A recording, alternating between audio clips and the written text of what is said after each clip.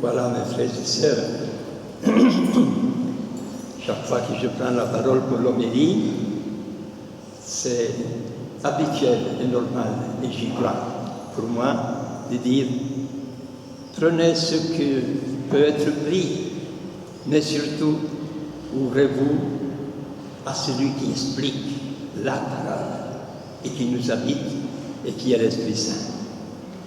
Alors je me sens plus à l'aise, voilà, comme ça.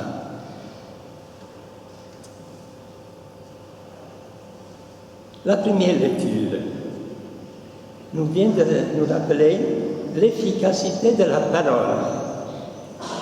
La pluie et la neige qui descendent des cieux ne retournent pas sans avoir abreuvé et fécondé la terre.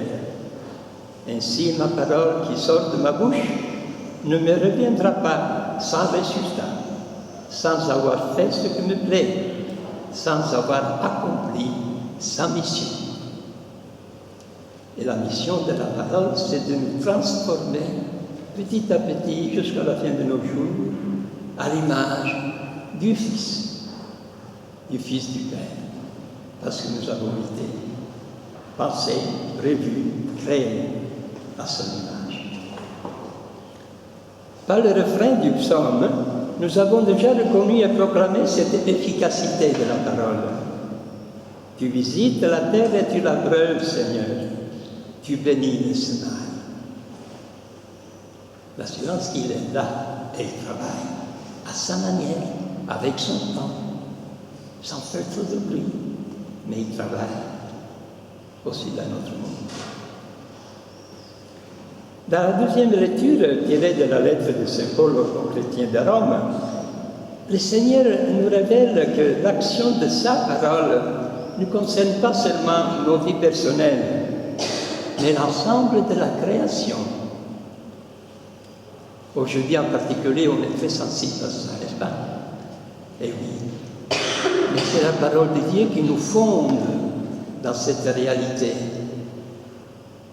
Nous participons, c'est notre maison commune, comme le pape François ne se fatiguait pas de répéter, notre maison commune, et c'est l'univers, pas seulement la terre sur laquelle nous marchons. Voilà. Et dans cet univers, la parole est agissante, toujours à la manière de Dieu, pour attendre les cieux nouveaux et la terre nouvelle, promise par le Seigneur. Mais voilà, après 2000 ans de christianisme, où sont les cieux nouveaux et la terre nouvelle où habitera la justice? Où est le salut de Dieu alors que nous assistons impuissants à la guerre entre deux nations chrétiennes, un peu partout dans le monde, cette guerre mondiale en morceaux, disait François. Où est le royaume de Dieu si l'ordre mondial privilégie le profit, y compris chez les peuples évangélisés depuis des siècles?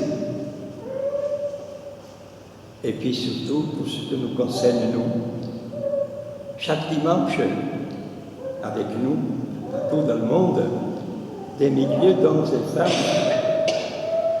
qui croient en Jésus-Christ se rassemblent dans les églises pour entendre la parole de Dieu, devenir un seul corps dans la célébration de l'Eucharistie, un seul pain, un seul corps.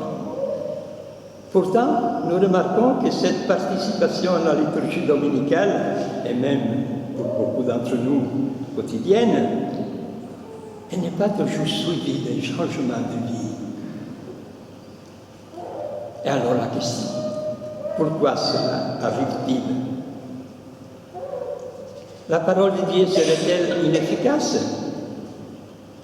Celui qui la prêche, prêche-t-il réellement la parole de Dieu?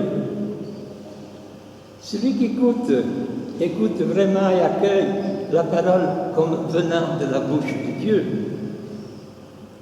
Et celui qui l'accueille, est-il prêt à la laisser, cette parole, la laisser travailler et transformer sa vie? Voilà, en guise de réponse, l'évangile qui a été proclamé nous propose la parabole du semeur. Il nous propose de voir les choses du point de vue de Dieu. En effet, Jésus lui-même voit que les gens, après l'enthousiasme des débuts de sa prédication, ont des doutes sur l'identité de sa personne. Qui est-il, cet homme? Certains disciples se séparent de lui. Rappelez-vous le discours du pain de vie. Ce discours est dur, qui peut l'entendre? Il y en a qui le quittent. Et c'est Pierre seulement, après la question de Jésus, voulez-vous partir vous aussi? Il dit, mais Seigneur, pour aller où? Toi seul, tu as la parole de la vie éternelle. Et Jésus vit cela. Alors, qu'est-ce qu'il fait? Il change un peu de pédagogie, Jésus, face à ces difficultés qu'il rencontre. Et il parle en parabole. Il s'agit d'une pédagogie pour les cœurs endurcis, durs, dont le but est celui d'amener l'auditeur à changer sa manière de penser, mais de l'intérieur, pas par un dictat qui vient de l'extérieur, tu feras ceci, tu feras plus cela, qui reste morte, parce que tu écris quelque part, ça a été proclamé, mais ça ne vient pas de moi, d'un constat, d'une réflexion, d'un mûrissement intérieur, qui peut alors commencer à changer la vie.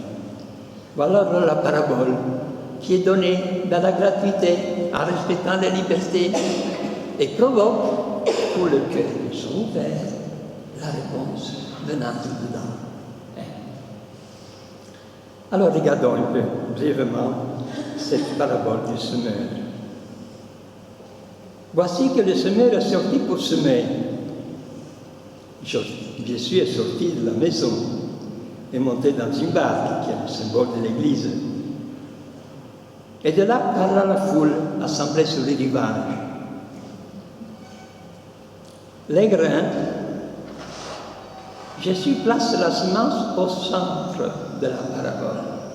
Elle est la protagoniste. La semence est la parole de Dieu.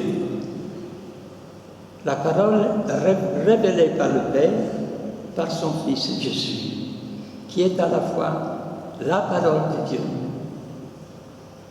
et le semeur de cette parole, en même temps. Alors le message est clair. La semence agit par elle-même. Elle est efficace, comme la pluie qui descend du ciel et fertilise la terre. La semence est jetée en abondance, partout, sans réserve. Mais regardons les résultats. Les 3/4 du temps, les semis sont voués à l'échec. Mais une fois sur 4, le résultat est très abondant. Et cette parabole est un encouragement, une invitation à la confiance, à avoir un regard positif sur la réalité. Malgré les difficultés rencontrées, la parole finit par porter du fruit en abondance. En même temps, la parabole raconte la logique de Dieu, sa manière d'agir, laisse libre d'accueillir et d'écouter la parole ou de la refuser, de l'accueillir patiemment, avec réserve, et enfin aussi de la laisser tomber et qu'elle dessèche.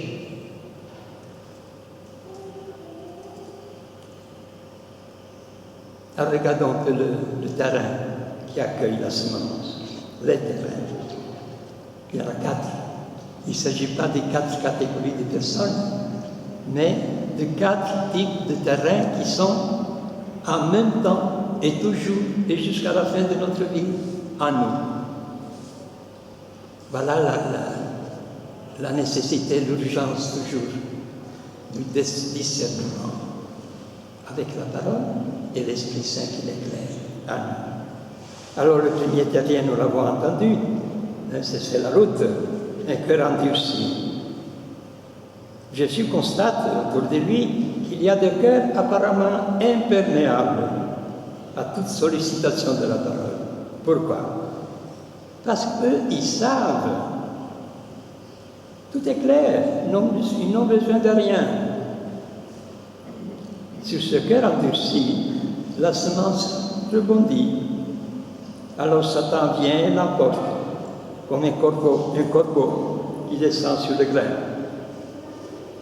Il s'agit d'un cœur apparemment impossible à changer. Pensons un peu à la leadership religieuse en particulier, au temps de Jésus. Et peut-être en tout temps, n'est-ce pas? Voilà. Mais pas impossible pour Dieu, qui lui reste optimiste et continue à semer. Je dis même sur la strate. Voilà.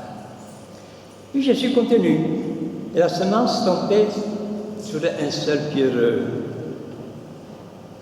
Même s'il trouve une miette de terre, elle germe. Mais il faut de la persévérance pour que la semence se produise. Cela arrive à certains disciples. Ils accueillent immédiatement la parole avec enthousiasme. Et je crois qu'il y a des personnes comme ça, et des moments aussi dans notre vie, à chacun. Il y a des jeunes et des adultes qui redécouvrent la foi. Et c'est beau de les voir dans leur regard l'émerveillement de se découvrir amis de Dieu, aimés de Dieu. J'en étais témoin plusieurs fois de cela. Hein? Mais la parole doit être gardée, méditée, priée et surtout vécue, mise en pratique. Alors sur le premier terrain est un cœur endurci, le second, dit l'Évangile, c'est l'homme des moments superficiels. Et Jésus continue. Il y a ceux qui accueillent la parole et la gardent, mais autour d'eux grandissent aussi d'autres intérêts qui finissent par étouffer la parole. Celle-ci reste dans le terrain, est présente, mais porte peu de fruits. Alors en méditant, je me suis dit, le plus souvent, ça me concerne. Je suis prêtre depuis 71. C'est conséquent. Combien de messes, combien d'écoutes de la parole. Et le vieil homme est toujours là. Le vieux Mario est toujours là. Et c'est bon de le constater. Et de pouvoir s'ouvrir chaque fois et recommencer. Et chaque fois. Comme ça. Regardons les fruits. Il y a aussi la bonne terre qui accueille, fructifie et porte du fruit en abondance. C'est ce qui se passe. Face à tant d'échecs aux yeux des hommes, il n'en demeure pas moins des millions de personnes et des milliers de saintes partout dans le monde. La semaine dernière, nous avons béatifié un martyr du Vietnam. Pour dire non, il y en a toujours de nos jours qui, au prix de leur vie, font fructifier la parole. Et nous, avec ces gens-là, ces frères et sœurs, notre expérience nous dit que, tour à tour, ces 4 terrains qui sont à nous peuvent être éclairés par la force de l'esprit, échangés. Et alors on recommence. Voilà un verbe que j'aime beaucoup. Recommencer. C'est ressusciter, n'est-ce pas?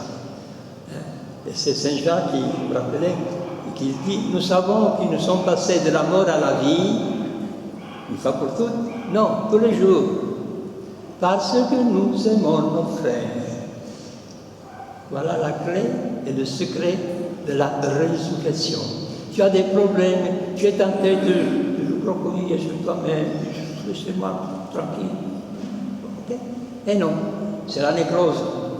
Ouvre-toi, autour de toi. Il y a toujours l'occasion d'aimer. Et ne dis pas que je suis bon à rien. Ce serait se moquer de Dieu parce que lui fait ses dons à tout le monde. Voilà. Alors on peut vraiment accueillir la parole, la laisser grandir à nous et laisser que les autres viennent cueillir les fruits selon leur attente. Voilà. en respectant leur liberté. C'est ce que nous nous souhaitons. Et que l'Esprit Saint qui est en nous puisse chaque jour nous aider à recommencer, à suivre, à accueillir. Et les résistances que nous découvrons à nous, voilà, que l'Esprit Saint puisse les diluer et les changer en générosité.